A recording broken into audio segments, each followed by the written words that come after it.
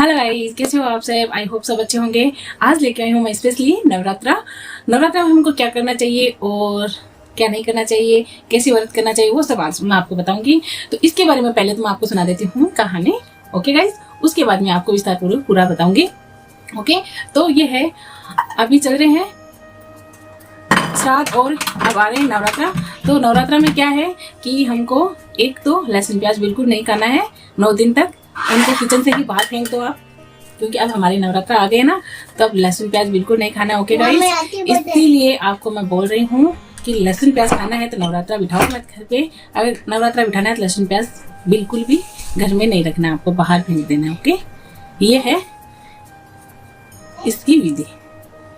जो ये खाके करता है ना व्रत, घर में रखता है और फिर उसका कोई लाभ नहीं होगा, उसको इतना भी लाभ नहीं होगा उससे व्रत का। तो जो व्रत करना चाहता है तो उसको लहसुन प्याज घर से बाहर फेंकने ही पड़ेंगे गाइस, तब जाके उसका व्रत पूर्ण होगा। ये आपको एक बात ध्यान में रखनी है अपने माइंड में। ओके, तो अब मैं आपको बताऊंगी पूरी कहानी, नवरात्रा की कहानी। तो इन 9 देवियों का अलग अलग रूप कैसे हुआ और क्यों हुआ, वो सब आपको मैं बताऊंगी। ओके गाइस, पूरी तरह कहानी में बने रहना, बीच में उठ के मत जाना, नहीं तो माँ देवी भगवती आपसे रुष्ट हो जाएगी। अगर आपने हमारे वीडियो को खोल लिया है यूट्यूब से तो उसका पूरा देखिएगा, बंद मत कीजिएगा। बंद कर दिया तो आपको पाप लगेगा। ओके, तो गाइस अब सुनो कहानी। कहानी में क्या है देखो, एक समय की बात है कि संसार में प्रलय आ गई थी। ओके, चारों ओर पानी ही पानी नजर आता था। ओके गाइस, उस समय भगवान विष्णु की नाभि से कमल की उत्पत्ति हुई। ओके, उस समय भगवान विष्णु की नाभि से कमल की उत्पत्ति हुई। उस कमल से ब्रह्मा जी की उत्पत्ति हुई। और ओके, उसी कमल से ब्रह्मा जी की उत्पत्ति हुई। इसके अतिरिक्त भगवान विष्णु के कानों से कुछ मेल निकला। मेल क्या होता है? गंदगी निकली। ओके, क्या है कि ब्रह्मा जी नहाते नहीं थे, इसीलिए उनके कान में मेल जम जाता था। उसके कारण उस मेल से 2 राक्षस बन गए। उनका नाम था मधु और केटव। मधु और केटव ने जब चारों ओर देखा तो उन्हें ब्रह्मा जी के अतिरिक्त कुछ नहीं दिखा। ओके गाइस, तो राक्षस कान से निकल गए, आ गए और फिर उन्होंने ऐसे ऐसे देखा तो उन्होंने ब्रह्मा जी के अतिरिक्त और कुछ नहीं दिखा था। तो आगे सुनो। वे ब्रह्मा जी को देखकर उन्हें अपना भोजन बनाने के लिए दौड़े। ओके, तब ब्रह्मा जी ने भयभीत होकर भगवान विष्णु की स्तुति की।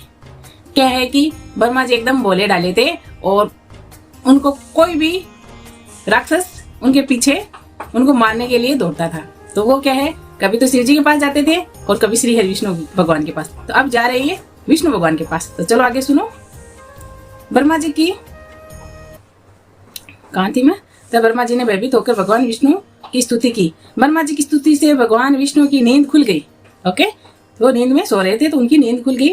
ब्रह्मा जी ने स्तुति की, तब उनकी आंख में निवास करने वाली महामाया लुप्त हो गई।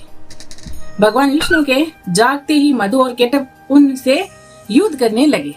ओके गाइस, युद्ध करने लगे।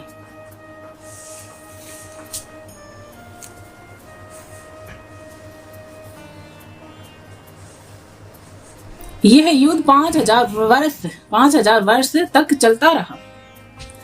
अंत में महामाया ने महाकाली का रूप धारण कर इन दोनों राक्षसों की बुद्धि को बदल दिया। महामाया ने, वे दोनों असुर भगवान विष्णु जी से कहने लगे, हम तुम्हारे युद्ध कौशल से बहुत प्रसन्न हैं।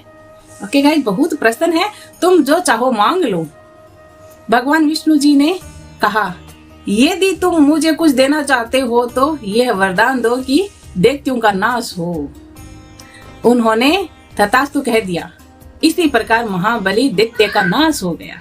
ये थी हमारी महामाया, योग माया। तो योग माया ने ऐसा योग बनाया कि उनकी बुद्धि पलट दी और उनका सर्वनाश हो गया विष्णु भगवान की बाणी मात्र से।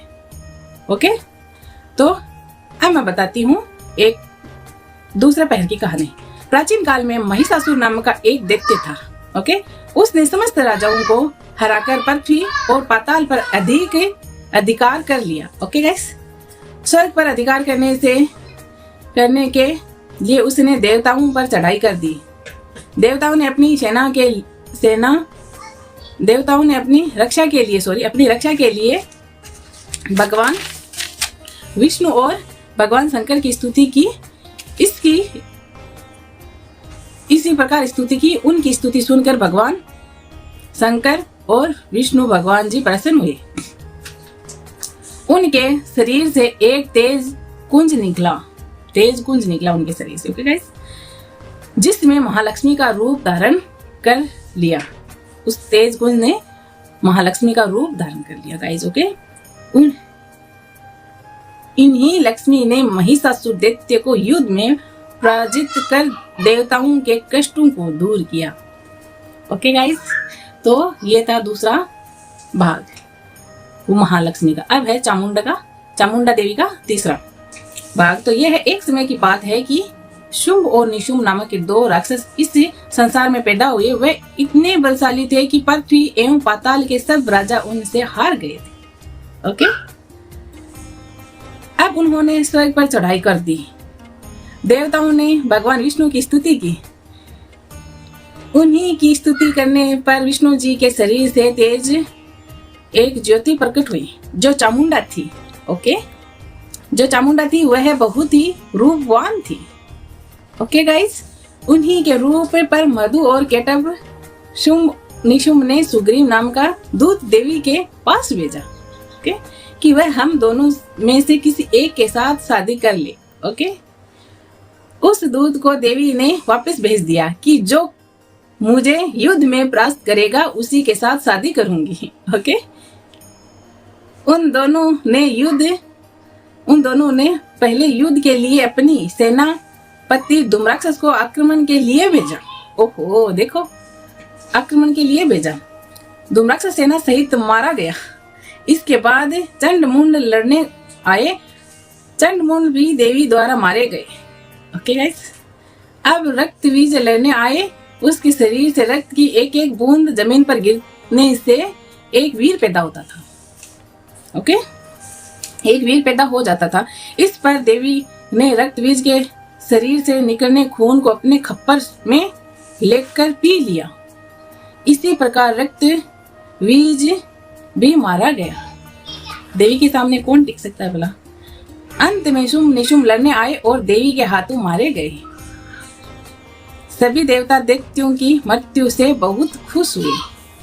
ओके, अब मैं आपको सुनाती हूँ चौथा पहर, वो है योग माया का।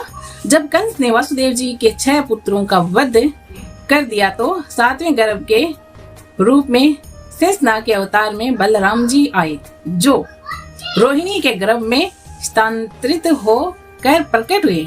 तब 8वां गर्भ में श्री कृष्ण भगवान प्रकट हुए। ओके गाइस, उसी समय गोकुल में यशोदा जी के गर्भ से योग माया का जन्म हुआ। ओके, योग माया का जन्म हुआ। वासुदेव जी श्री कृष्ण को गोकुल छोड़कर आए और बदले में योग माया को वहां से ले आए। ओके, वहां से ले आए। जब कंस ने कन्या रूप योग माया को पटक कर मारना चाहा तो वह उसके हाथ से छूटकर आकाश में चली गई और देवी का रूप धारण कर लिया। आगे चलकर इसी योग माया ने श्री कृष्ण के हाथों योग विदा और महाविदा बनकर कंस चारुण आदि शक्तिशाली असुरों का संहार किया।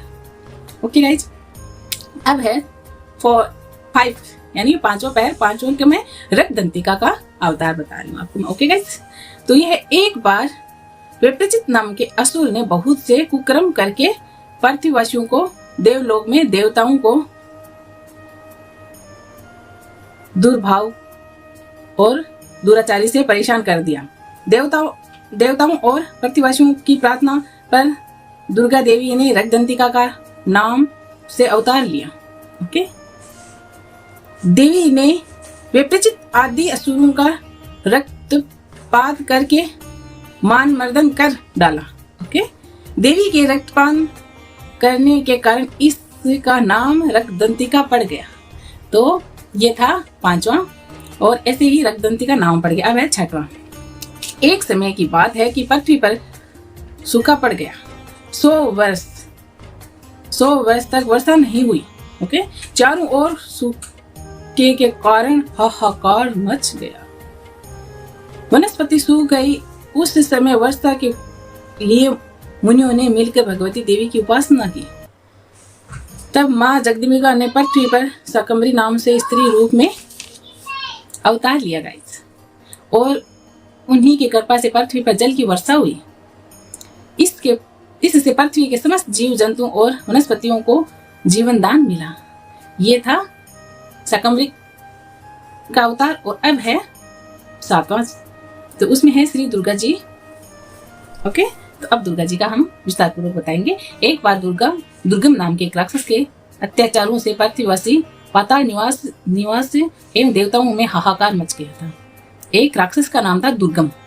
तो दुर्गम नाम का राक्षस बहुत ही देवताओं को परेशान करता था। ऐसी विपत्ति के समय में भगवान की शक्ति दुर्गा ने अवतार लिया। दुर्गा ने दुर्गम राक्षस का संहार करके पृथ्वी के रहने वाले तथा देवताओं को इसी विपत्ति से छुटकारा दिलाया। दुर्गम राक्षस को मारने के कारण ही तीनों लोकों में इनका नाम दुर्गा देवी पड़ गया। ओके, इसी राक्षस को मारने मात्र से ही देवी का नाम दुर्गा देवी प्रसिद्ध हो गया। ओके गाइस, ये तो था 7वां। अब है 8वां। तो 8वें में कौन सी देवी आएगी, तो चलो बताओ जल्दी से। ये है भ्रामरी देवी। तो भ्रामरी देवी को हम कैसे पढ़ेंगे, जैसे कि एक बार अरुण नाम के असुर के अत्याचार इतने बढ़ गए कि वह स्वर्ग में रहने वाली देवी पत्नियों के सतीत्व को नष्ट करने की कुचेष्टा करने लगा था। ओके गाइस, अपने सतीत्व की रक्षा के लिए देवी पत्नी ने बहुरे का रूप धारण करके और दुर्गा देवी से अपने सतीत्व की रक्षा के लिए प्रार्थना करने लगी। गाइस, देवी पत्नियों को दुखी जानकर उनके उद्धार हेतु दुर्गा ने भ्रामरी का रूप धारण कर अरुण असुर को सेना सहित मार डाला।